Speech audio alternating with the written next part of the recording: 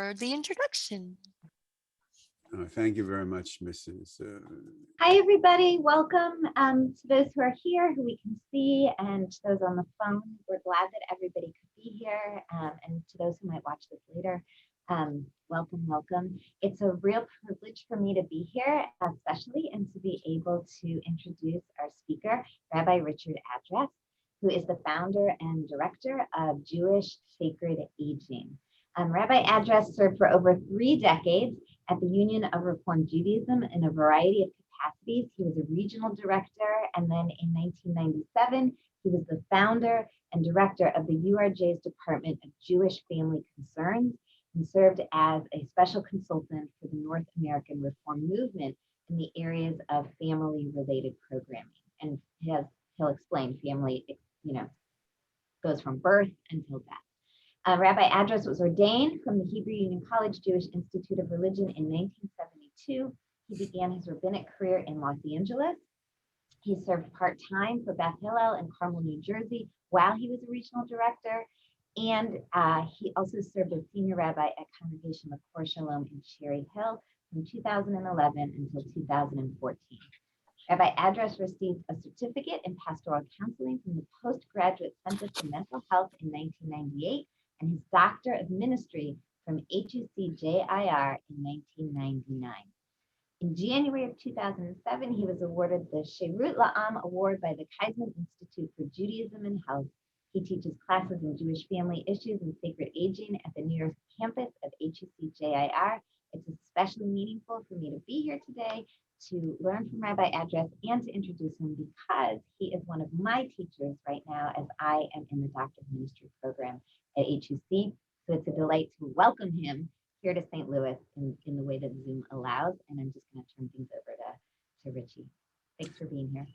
Thank you, Rabbi. It's nice to see you. It's nice to see Rabbi Kaplansky, who for a little while lived upstairs in the dormitory. If you even remember those days. We can't talk about that. No, we won't. Absolutely not. Okay. Because we'll be here for many, many years, and it'll destroy a lot of the fantasies that people may have about rabbinic functioning at the seminary. Anyway, thank you, Judith, for teching this. I will admit that I'm technologically challenged. My grandchild isn't here and my daughter, so I'm at the mercy of the tech gods. And Rabbi Goldstein is right. She's one of our star students in the DMIN program going into her 2nd year.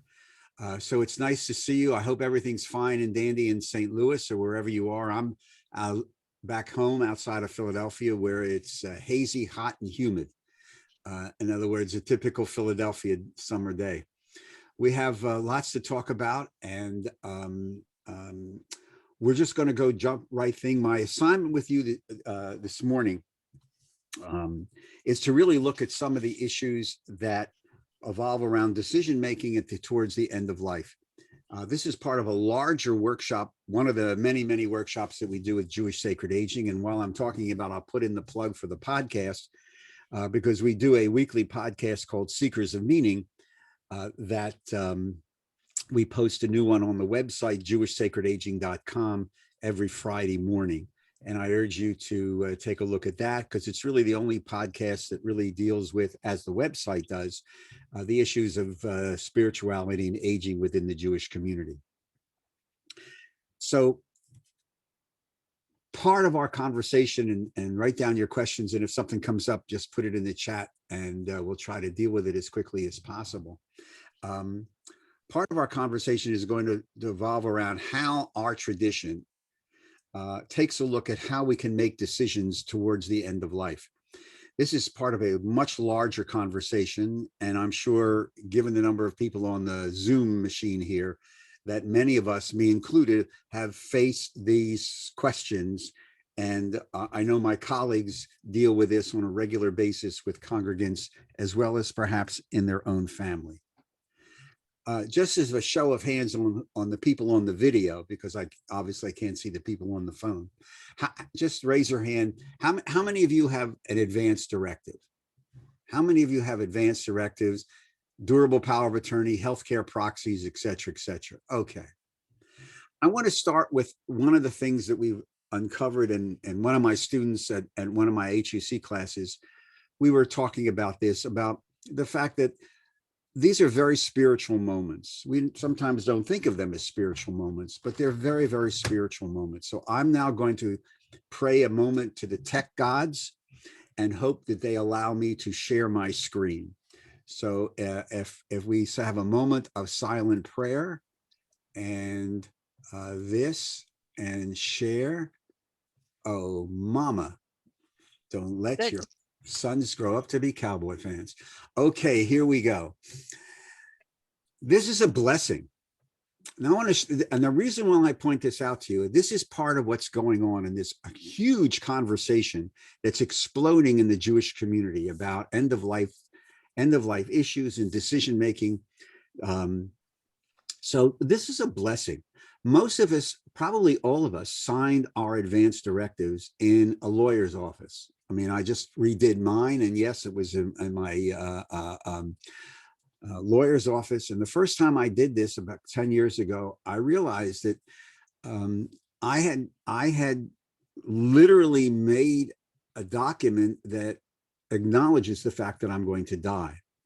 So, Rabbi Goldstein, when we talk about mortality and the confrontation of mortality, the actual signing of these documents is sort of like an in your face. Yes, this is the reality that this is true. My question was, should there not be a blessing? This is in many ways a very powerful spiritual moment. So I want you to look at this. This is a blessing. For some reason, no congregation that I'm aware of puts this little on a 3x5 card and makes it available to members of the congregation when they sign their advance directive. But I want to begin with this because I think it is very, very, and excuse this spelling because I did this late last night when I got home from the airport. Blessed is the Eternal who has granted us life and enables us to reach this season. God who has given me listen to the language, the power of choice, who has brought me to the strength to make these decisions today. Thank you for granting me the wisdom to think ahead and to understand the great range of possibilities that could come in the future. Very important line. While so much is out of our control, Unatana Tokef for the holidays, I am grateful that I can make choices in my life, make them known, and have them acted out in the event that I no longer have the ability to do so for myself. When the time comes that I am no longer able to make decisions on my own behalf, may my wishes be carried out by those who are closest to me or close to me. I have been blessed with so much, and may my family be at peace with the decisions. May we love one another and cherish our time together. Excuse the typos. It really was like at 10 o'clock at night. Blessed is the Eternal who has given us free will and agency in our lives. I wanted to start with this because this really encapsulates a very, very interesting liberal Jewish position, and which it's going to come up again in a couple minutes. About it's a Shehechianu moment. Thank you, God, that we have the ability, the wisdom to make choices, and the free will to make these choices. This is not only a blessing, but it is a theological statement as well. And this very important line is, look, may my family be at peace. If you lined up every single rabbi in the greater St. Louis area and many families and say, well, have you ever been involved in a last minute discussion as the people fly in for the funeral, or you get a nasty phone call saying, how could my mom or dad make those decisions? They had every right. And we'll talk about that in a couple of minutes. I just wanted to bring this to you because to me, it's indicative of the way I think congregations can be responsive in a way that right now they're not to members of their congregation. So when a congregation does their annual educational forum on how to make sacred decisions at the end of life, this blessing can be given out. And by the way, majority of congregations don't do that program. And I beg you, if you're a member of a congregation, to institutionalize that. Please, please, please. Judith, how do I get to the next slide? Click on your enter button. Mahuzi, what's it? You're on your computer, your enter button, click your enter key. Right. I just want to get to the next. Oh, here we go. Okay. Got it. You got it. Okay. So I'm going to suggest we don't have the time to walk through all the text, but you're going to have to trust me. And if you don't trust me, I'll leave the research up to you. There's a ton of text, there's voluminous text within the Jewish tradition that deal with bioethics and decision making. In fact, back there over my shoulder, there's a 3-volume encyclopedia of Jewish bioethics that takes every possible aspect of medical ethics and traces it through the tradition. And if you're interested in this, it's Feldheim Publishers. So I'm going to suggest to you that there is a fundamental ethic that we can deduce from the voluminous amounts of text within our tradition. That fundamental ethic is the following: the dignity and sanctity of human life, the dignity and sanctity of human life, and the preservation of human life in dignity and in sanctity. Now, immediately you should be saying, that makes absolutely no sense, Rabbi, because the concepts of dignity and sanctity, as we all know, in many ways are very personal. So hold that fundamental ethic, which I do believe is true. How do we then take that fundamental ethic and apply it in the real world? Not in the academic world, but in the real world, because that's really what this is all about. How do we begin to approach these issues with the cases before us, with the people in our family, God forbid, who have to deal with this? So I'm going to suggest, this will be my only sports metaphor, I hope, 3 wild cards that go into the decision-making process. Number 1, this is typically American: autonomy. This is the conflict with tradition. My body and my life is mine, or it belongs to God. And this is a really important conversation. I think there was an old Melvin Douglas or Richard Dreyfuss movie, Whose Life Is It Anyway? This is a theme in Hollywood a lot of times for movies. If you do a film series and want to show a movie around this is one of those movies that talk about, well, do I have the right to make a decision? Think back to that blessing now. Do I have a right to make any decision for my own body? Or if you come from a particular branch of segment of Judaism, no. That your body is a gift from God. This is lent to you. You don't have the right to just do whatever you want to your body. And there's a voluminous amount of tradition about that in the whole health and wellness issues. So, this is also particularly, I think, in keeping with the American culture of personal autonomy. We're living in a society where, this is now raised to a high religion. And this does play out. This does play out with families. This does play out within branches of Judaism. The more traditional branches of Judaism do put certain more boundaries, etc., around this. And I don't want to skip on it. For example, in New Jersey, we're one of the 10 jurisdictions in the United States of America that has legalized what is called medical aid in dying, MAID, based upon the Oregon law of over 20 years ago. Full disclosure, I wrote in favor of the law in New Jersey. It's been law since August 1st, 2019. It was opposed by the Orthodox community in New Jersey because of exactly this. You have no right to, what you do with your body eventually is in the hands of God. And as opposed to you having total autonomy of what you do and the decisions that you make. Think again back to that blessing. And this goes to the whole concept of control. So in less than 2 months, believe it or not, when you're sitting there for the high holidays, the major prayer of the holidays is the Unatana Tokef prayer, which is really when you remove all the mystical aspects of the language, a prayer about control, about what we can control and what we don't control. And indeed, if we had a lot more time to unpack certain things, we could go into the Ritchie address theory of randomness, which I do believe 1,000,000%. But this idea of autonomy and control is very, very important. But autonomy, also total autonomy, can lead to chaos. Autonomy in relationships to self and community and God. One of the classic interpretations from a book called In Our Father's Wells, parenthesis, a good high holiday book, colleagues, end parenthesis, talks about the interpretation of the binding of Isaac, of the Akedah. And Peter Pitzel, who wrote the book, makes the point very powerfully that sometimes we really need to be bound. We really need to accept boundaries and limitations on ourselves, because if we don't do that, society can't function. It's total chaos. In other words, if everybody does what everybody wants to do, whenever anybody wants to do it, we have a society of chaos.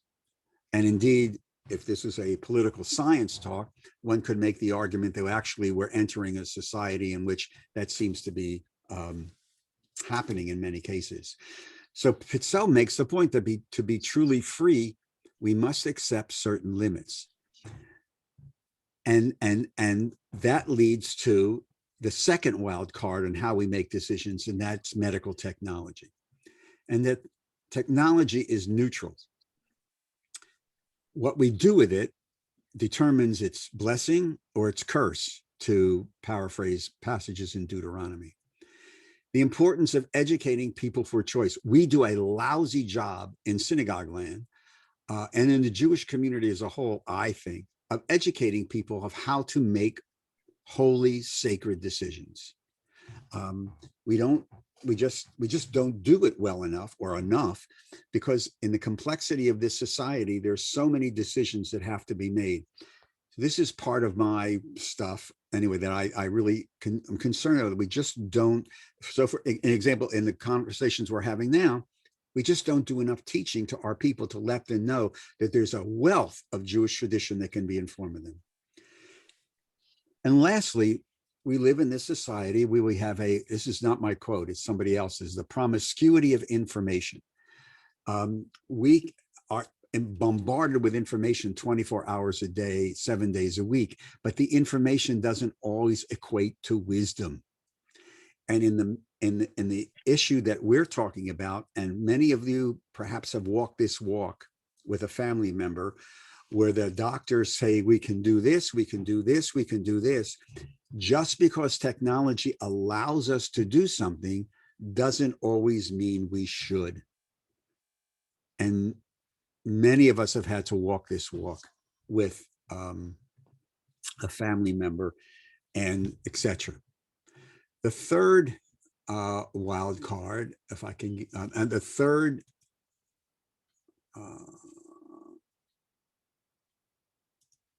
here we go. I have no idea how I'm doing this, but I'm doing it. Is spirituality. Again, I suggest to you that when we talk about decision making and issues around the end of life, we'll talk about the medicine, we'll talk about we rarely talk about the spiritual quotient that goes into a person. How do you see God in these encounters? And what do you believe? This is really, really important. This goes to the educational. What do you believe? How many of us have ever filled out a spiritual history? We go to the doctor, we now have like 15,000 pages of things to fill out. Okay. Rarely do we ever ask, in fact, I've never seen it, a spiritual history. What do you believe? So that I can learn better how to talk with you. If you read your Maimonides, and this is a great adult education class about Judaism and medicine and the role of Maimonides, he talks about this, the understanding of the spiritual history. How versus why. This is a great quote. We'll talk about in another, a problem versus a mystery, Genesis 3 and the why questions. Really, when push comes to shove, when we're talking about issues of mortality and decision-making at the end of life, we understand the how of science. But how many times have you asked yourself, or every colleague I know has been asked, why? I understand that this is happening. Just tell me, Rabbi, address why it's happening. Tell me why. This how versus why is a real important conversation.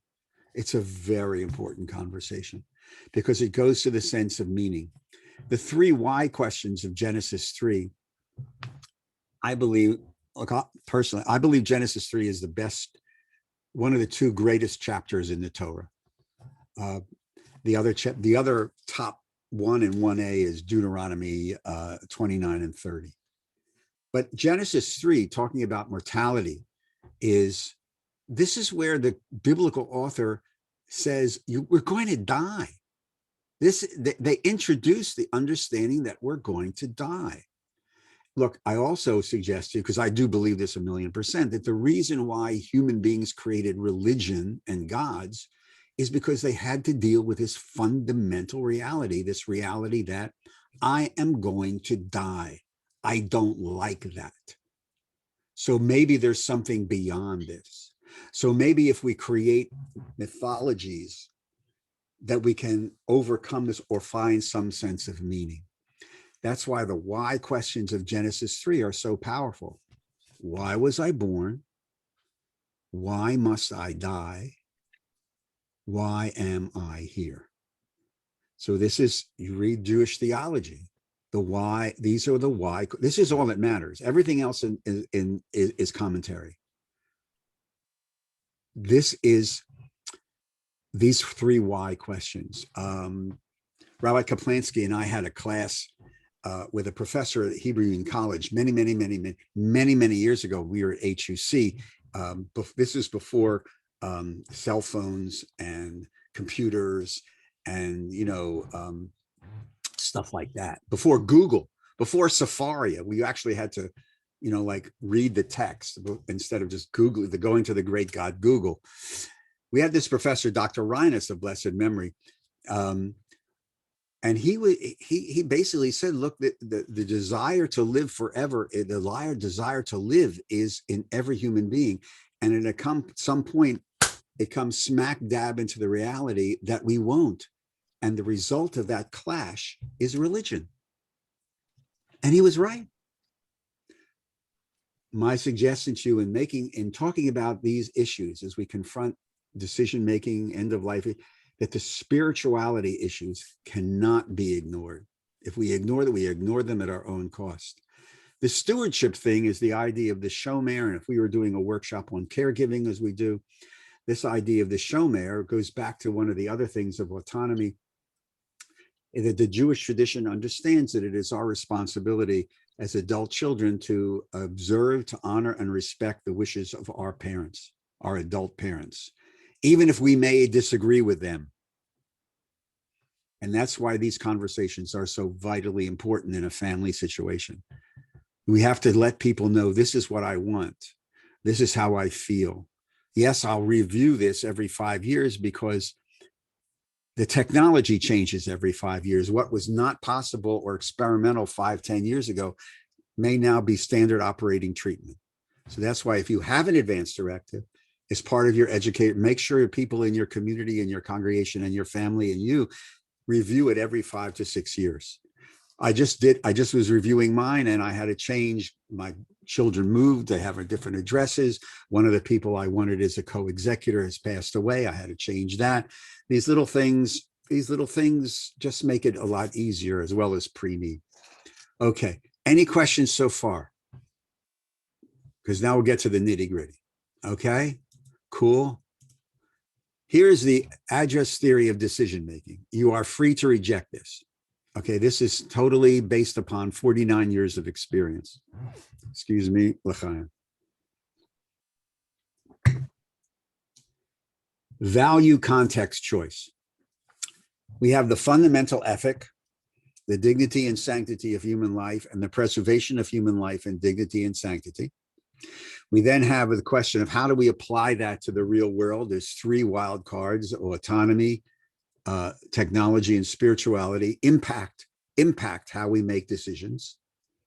So then the next question is, well, then how do we apply all this to the real world. Value. What's the value that we're talking about? In Judaism, we can talk about several values, but for our conversation, there's two major issues that confront us in medical ethics. One is the concept of pru or vu, which is the first commandment given to us in the Torah. That's be fruitful and multiply.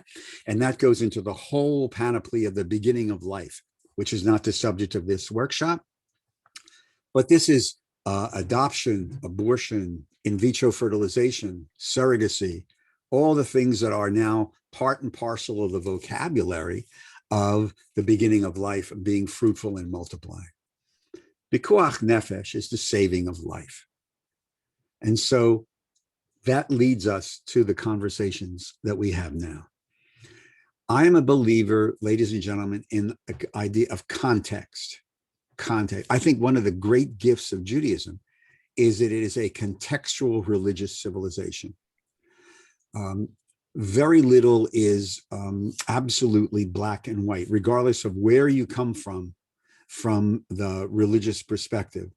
Do not make the mistake of saying, well, the Orthodox community it's black. It's not.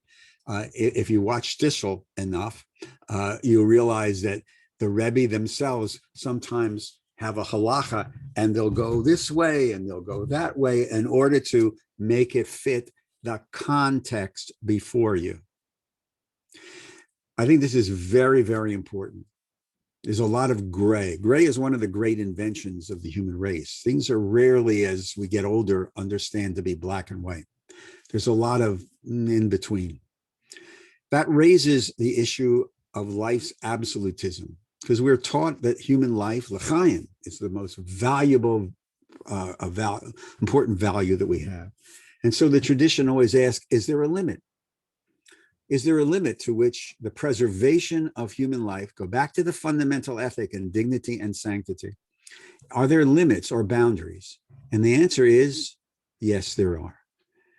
And this is where a challenge comes in, because no two cases are alike. And you have to adjudicate the Jewish approach based upon the context or the case before you. And so there are legal boundaries within the Jewish tradition that guide us on when we can be aggressive or when we need to pull back, or when it's permissible to pull back. The most famous legal boundary is something called goseis. The technical term of that from the Talmud is a moribund patient whose death is imminent. That's a meaningless definition in the 21st century, given the wild card of medical technology. Imminency was defined within the Talmud as 3 days, about 72 hours. And the definition of death in the Talmud is cessation of heart and pulse, breathing. And you can test for that even on Shabbat. Okay. In the 20th century, with the adoption on all the major Jewish denominations of brain dead, the so-called Harvard definition of death, even that approach to pikuach nefesh was broadened. The boundary even on goseis was broadened. One of our challenges now, if you decide to expand this in your conversation in your congregation, is really what the term of imminency is. When does someone enter goseis? Is it when they enter hospice? Is it when they get a diagnosis at age 58 of early onset Alzheimer's, when they know they could live for another 20 years? As every single one of my colleagues have had this experience, and probably some of you on the call have had this experience. Is that person goseis? Or are they another Talmudic legal terminology called trefa, which means literally marked for death? And if they are marked for death, I'm the victim of an incurable disease which will kill me. Does it impact how we apply those three wild cards in decision making? We're living this right now. We lived it in the last year, by the way, with the ventilators and the rationing, and they're doing this now. There was another article, I think, in the Times over the weekend, where, again, certain of these hospitals that are seeing an explosion of COVID cases amongst unvaccinated are having to deal with, again, who gets the ventilator and who doesn't get the ventilator. So this is not theoretical that we've been living this for the last year and a half. So these legal halachic boundaries are very, very, very powerful. One of the other questions that I'll raise with you is, do we need to reevaluate the definition of goses and trefa in light of the 21st century, in light of the three wild cards of decision making, or do we need to create new vocabulary? For example, the people in every single congregation who are now in a memory care unit, who are not coming out of that memory care unit with dementia or Alzheimer's, are they goses?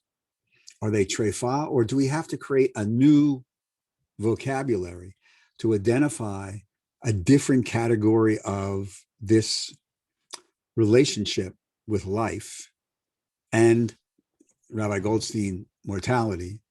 Do we have to invent a different vocabulary to really explain these new criteria or these new realities or these new contexts? I would argue that the answer to, in my view, the question is yes. Nobody's doing this yet, but I think that it's a worthwhile, and I don't know what it would be. And I don't know what would change the nature of treatment. But a lot of people use the goses as the hospice, but I know, and some of you may know, people who failed hospice, who went into hospice and for some reason they walked out of hospice. The most famous of which I think was Art Buchwald, who wrote a column or a book about, I think he said, I failed hospice. You know, I didn't die. But humor aside, and by the way, sense of humor in this is vitally important. So you apply the value to the context and all the parameters of all the things that can go along with the boundaries, and that will lead you to a choice. The choice still sometimes is not between good and bad. A lot of times the choice is between bad and badder. Many of us have walked this walk. Sometimes the realities of it, I'm thinking right now of a couple of situations I had at the beginning of my career and a couple of years ago where people said, after they were both cancer patients, rounds and rounds and rounds of chemotherapy, they just said, enough, enough, enough. I'm going home. And where the doctor says, but we can continue to do these things, it goes back to that wild card of just because you can do it, doesn't necessarily mean you should do it. And then this goes to autonomy. I'm done. Dignity and sanctity. I don't want to be reduced in my sense of dignity and my sense of sanctity. We call this in many cases quality of life. And the quality of life argument has become more and more powerful. Unless you think that the Orthodox community, because of their more restrictive relationship or defined relationship with God, doesn't include this. 20 years, 1993, I think, in an article, it's in over there, in Tradition magazine, which was the quarterly journal of the modern Orthodox movement, two of the all-stars of the modern Orthodox bioethics world, I think is Rosner and Tendler, wrote an article affirming the use of quality of life as part of the decision-making process for a member of their community as they approach end-of-life decisions. In other words, this sense of dignity and sanctity, which again is very personal and can change. When you at age 50, your sense of what your own quality of life may be radically different when you're 85. And that's part of the reevaluation. That's part of the context. That's why Deuteronomy 30:19 is the 1A in the address rankings of top biblical chapters. Because here you have Uvecharta Chaim. Here you have the concept of you're going to be given choices in life between blessing and curse, good and evil. Therefore, choose life. But the situation is we never teach you the B part of the verse. Why do you make choices that sanctify life? So that the people who come after you can understand that blessing. It's very important. Sometimes making choices that sanctify life may mean allowing, as the Talmud says, the flame of life to flicker out in dignity and in sanctity. And this is where the medical aid in dying conversations take place, because in Judaism, across the denominational lines, you're not allowed to go and actively blow out that candle. But are you allowed to make that decision for yourself? And there is one of the conversations that are engaging the Jewish community in the bioethics area now. And that's why the power of ritual is so important.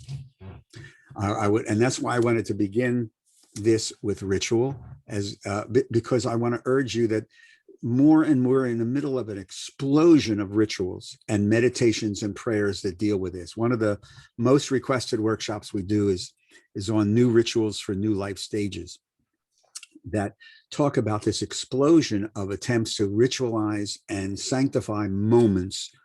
We call them moments of meaning in life. And there are books about this, there are websites. We have a whole study guide that's on the website. Some of these are extremely, extremely powerful. The CCR has printed a lot of these. I can't put my hand on Alden Salavi, who's done a couple of podcasts for me on his rituals and prayer, his new liturgy. I urge you to take a look at that. And if he gets to St. Louis, bring him in, because he comes to the States a lot of times. He lives in Israel. The power of ritual from a variety of these moments. We published meditations and rituals for the acceptance of a diagnosis of dementia, to removing life support systems.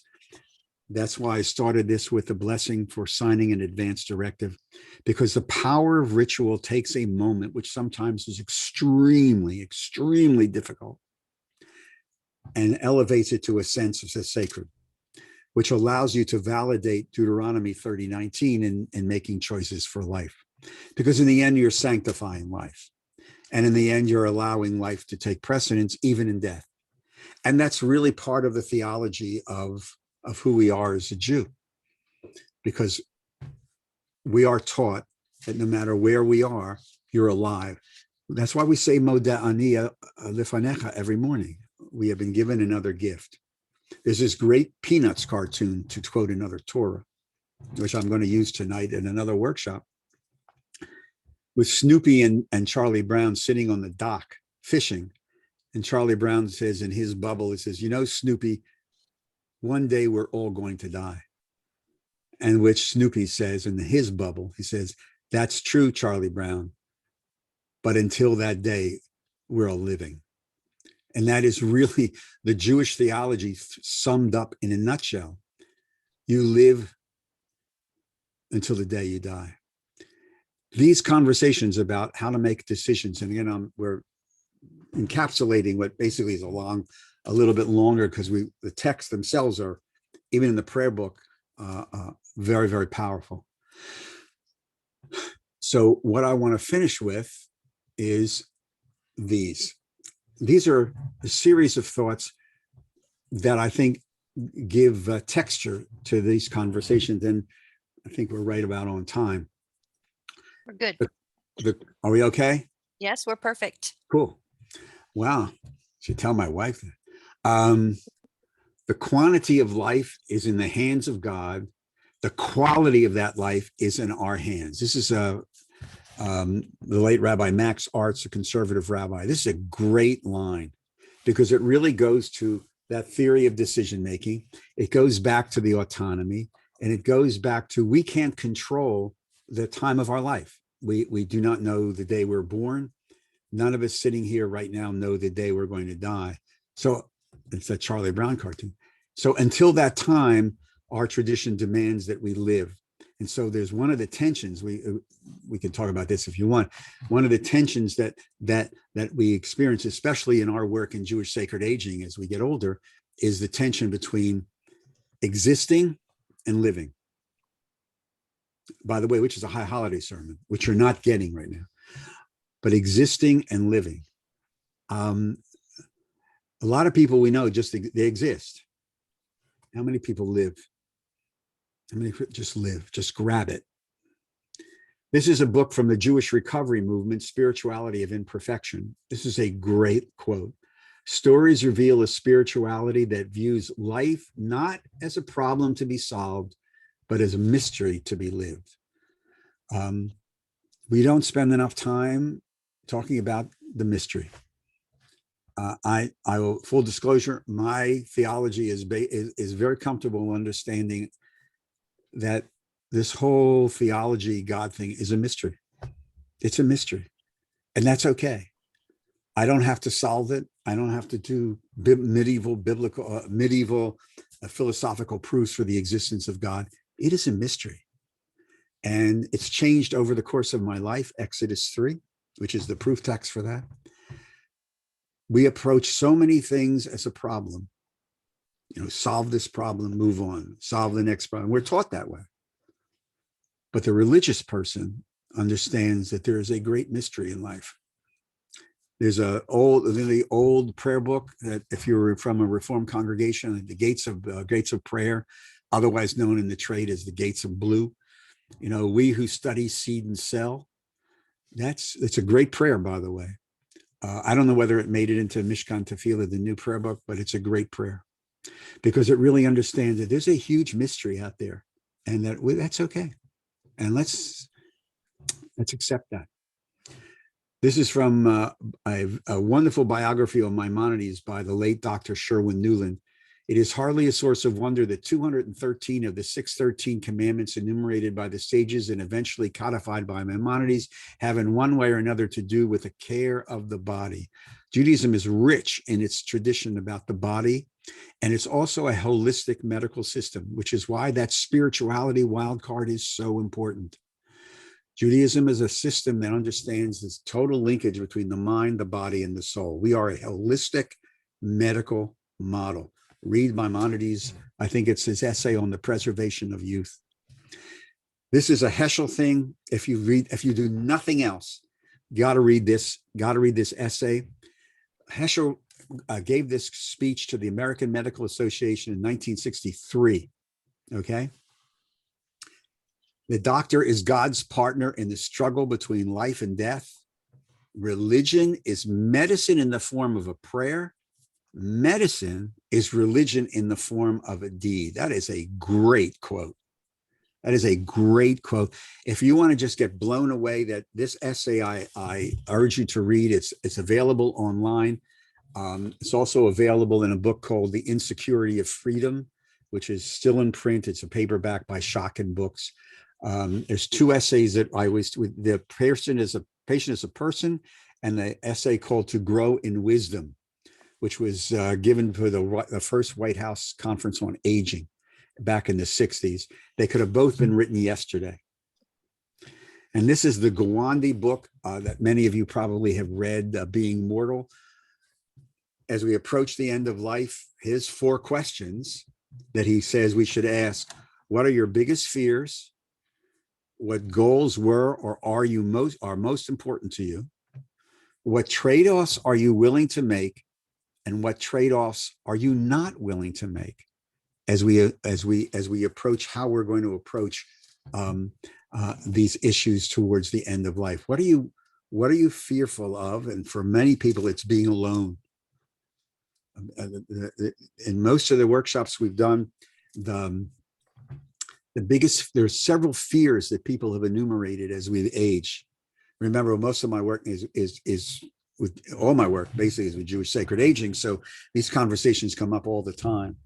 And the biggest fears that have been enumerated to me in groups for the last 5-10 years, even when we were doing this with the union, was I don't want to engage in pain and suffering. I don't want to suffer, and palliative care has alleviated much of that.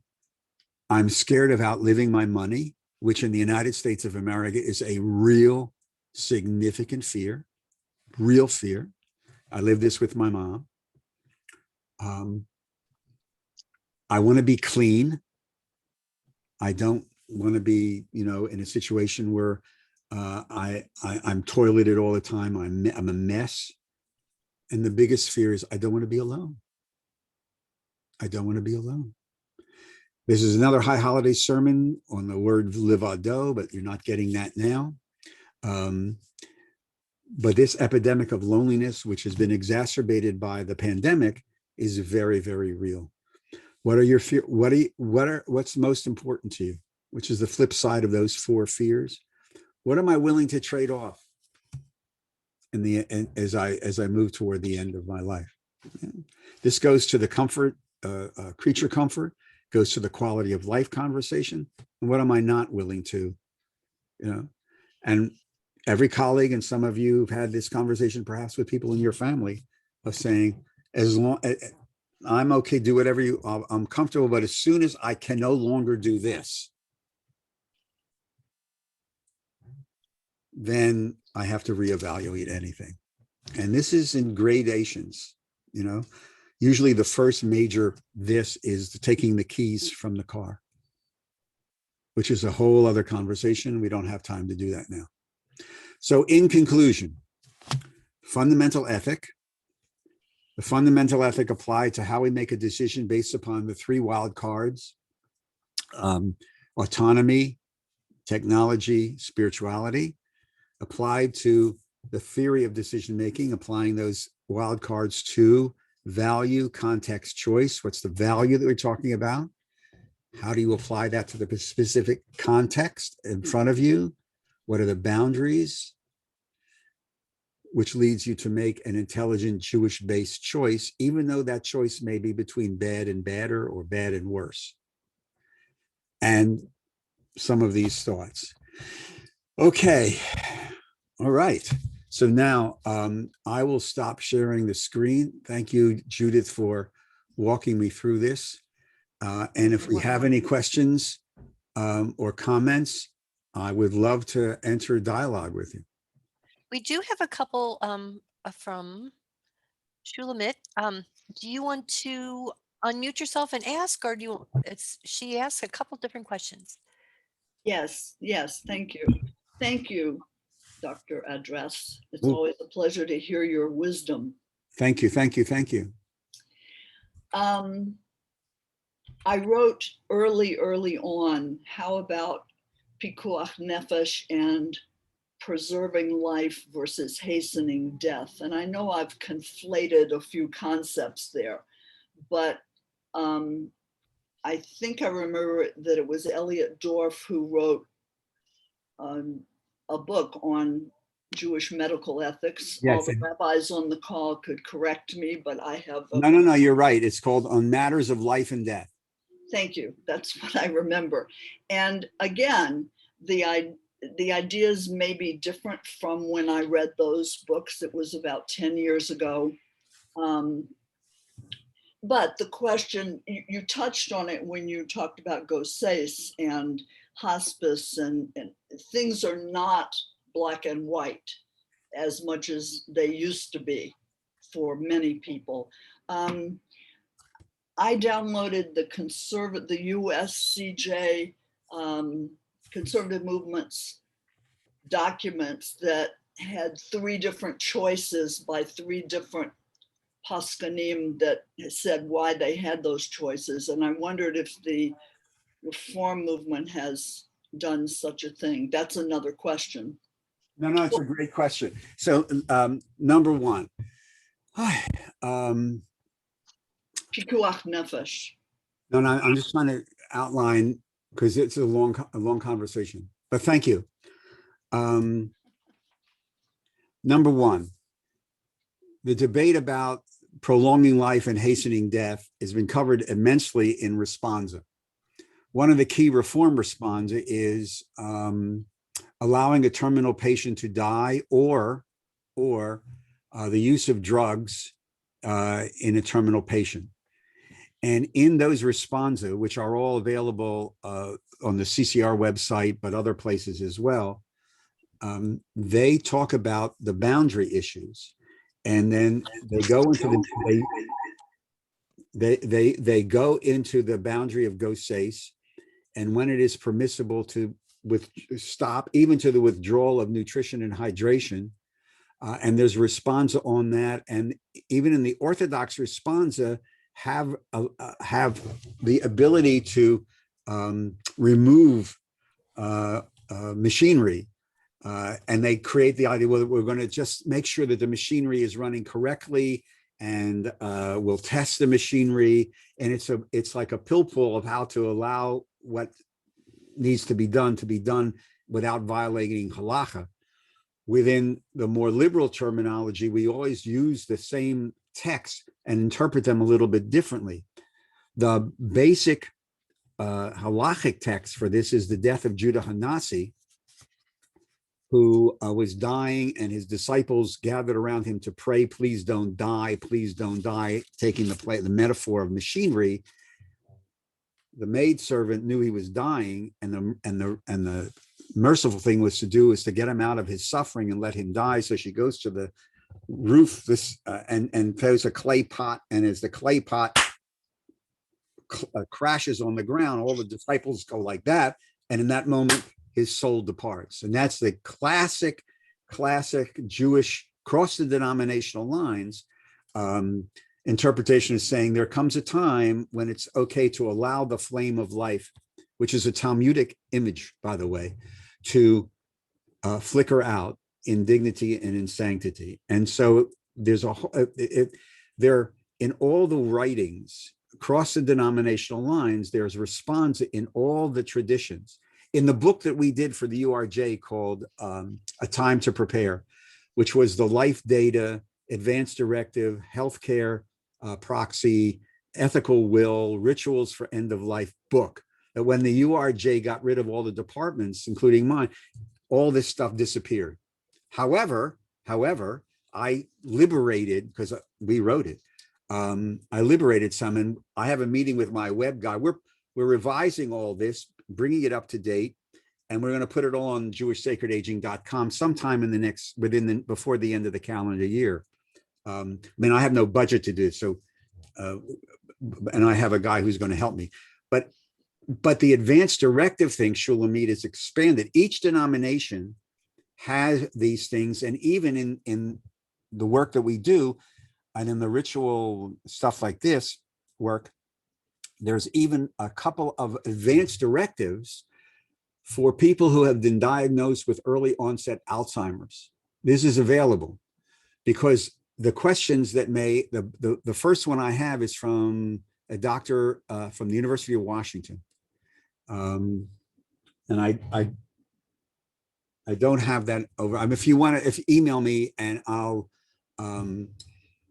try to send you. I'm going to put my email in the chatty watty.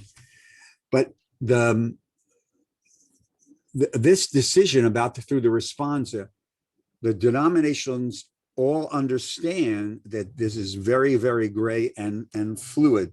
So even when we published this little pamphlet many, many years ago as part of our bioethics committee from my Department of Jewish Family Concerns, again, I have a couple here, but the union got rid of all this. Here is the resolution. Most Reformed congregations and rabbis are not aware that in the mid-90s, we actually passed in a biennial a resolution on comfort care and hospice care. And this is in the 90s, saying that this is a Jewish value, et cetera, et cetera. And this was a whole book that we prepared by my then chair of my bioethics committee, Dr. Harvey Gordon from Houston, on how to teach this within congregations, called Questions and Answers About Jewish Tradition and the Issues of Assisted Death. Eventually we'll put it on the website, but so this is still very, very fluid. And when these legislative issues about medical aid in dying have come up, these conversations come up all the time. So that's a long answer to your question, but it's a very important but very complex question. And are you a member of a congregation? 3. You have then you have 3 opportunities to make sure that this is taught in your congregations. And I was ordained in 2014, which means I'm a very shallow historied rabbi. Where were you ordained from? The Hebrew Seminary for the Deaf and Hearing in Skokie, Rabbi Is that Gold. Doug Goldhamer's place? It is, and I also studied with Stuart Kelman and David Zinner on end of life things. Yeah, I'm doing something on mortality for them tonight at 8 o'clock. But Doug Goldhamer was in our class. Right. He's from one of the from the old days. See, Dougie's a good guy. He's because our ordination was signed because of Doug. Our ordination with Sally, Sally was in our class. He signed. He had our ordination. I think it was the first ordination that was ever signed from Huck. Yes, me too. Wow. Thank cool. you. Any other Judith? Anything else? I don't. Rabbi Kaplansky says, thank you for more than excellent presentation. I don't see any other questions. We're getting close on time. If someone does have a question, you can type it, you can raise your hand. I'm not seeing any. Oh, If no one else, I also asked about organ donation viability while a body is technically alive, but certain to die. Any news on that? Yeah, but I'm getting a lot of feedback. Rabbi Stiffman, it's nice to see you. Hello. How you doing, man? Great shofar over your right shoulder. So it looks like the Nike swoosh. The Michael Jordan could be over. Shulamit, the concept of organ donation. Trainer. What? Just finished a little while ago with a trainer. We trained with it. Mazel tov. Are you training him? I hope you're training him in Talmud? Exactly. Mazel tov. Cool. Rock and roll heaven. Wonderful presentation. Thank you. Thank you, Rabbi. Shulamit, the idea, real quick, organ donation, when we did this, when I ran my department, we actually created the major Matan Chaim program for the reform movement on organ donation. We used to send out a yearly bioethics study guide on an issue of medical technology and Jewish bioethics. The one on organ donation, which is 110 pages long, and has every Jewish denomination's position on organ donation in it. The bottom line is, across the denominational line in the United States of America in the 21st century, organ donation is considered to be a modern mitzvah. And the value, going into the theory, the value based upon pikuach nefesh. So that's the bottom line answer. Howard Kaplansky, did you have something else that you had your hand up? It wasn't really a question. It's just Rabbi Adras mentioned Unatana Tokef. And I've always been personally frustrated by the prayer because many people interpret it to say that everything is determined for us. Who shall live, who shall die, who by water, who by sword. And hence we have the idea of something being geschrieben, it's written, it's beshert, it's sealed, as if everything is decided for us.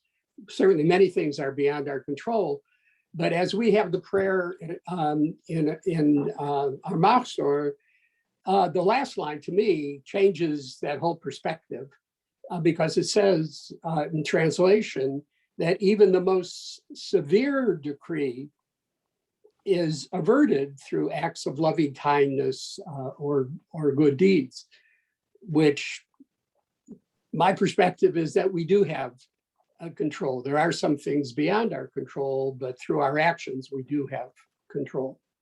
And Howard, therein lies the essence of Yom Kippur, because everybody on this call knows somebody who exemplified Gemilut Chasadim and who died well before their time. And so repentance, prayer, and tzedakah sometimes may not avert the divine decree. That's the power of that prayer. I mean, I agree with you. When I was a kid rabbi, and I hated that prayer.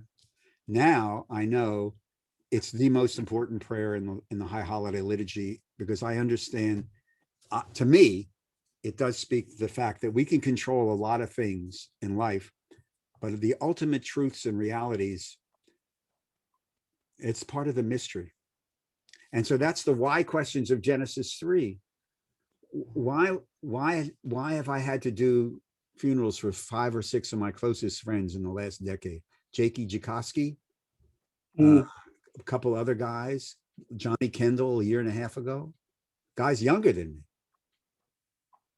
all of whom lived wonderful, exemplary lives. I mean, my friend Steve Burkett, a judge, practiced tzedek tirdof was his mantra. Those are the why questions. Those Yeah. are the, and so that's why that prayer is so powerful. And Rabbi Goldstein, at the heart, this is at the heart of what we were talking about before, is that this is at the heart of exactly the examination that you may want to do. But this is part of the mystery, Howard, that's why we say Modeh Ani Lifanecha every morning, because we just don't, Yeah. and we say Hashkivenu at night, because we just don't know. We just, Yeah, I totally embrace the concept of a mystery. Some things are beyond our understanding, beyond our knowing. I put if you want to email me on the chat thing. Any other questions? Or Harvey, do you have your hand up? You're sunset. It's sunset already, wherever you are. Not really. That's just our background. Anyway, Rabbi, thank you very much for a thought-provoking and meaningful discussion. I will say that as a pediatric neurologist, one aspect of that we haven't addressed is children who are more not with us, if you will, than are with us, and whose futures, and I'm now speaking to these children who are in the process, I would think, with great certainty, are trying to pass away. Right. And yet we are dealing with a variety of reasons that we, quotes, must, close quotes, preserve their existence, not their life.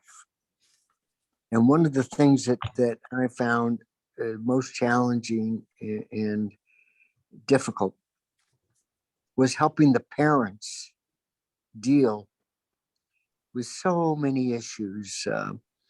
And I was working at a Catholic hospital where additional issues were present, but it was the same even when I was with non-Catholic parents. And I just mentioned this for the group to consider and think about, and how we should attempt to approach such parents and children at a time of life that doesn't deserve to occur, but does occur. And it adds another layer to this complicated discussion, I believe. Oh, it's several layers. And thank you for the comment, because the issue with children, even though the text or the formulas apply, there's a different, it's a different emotion.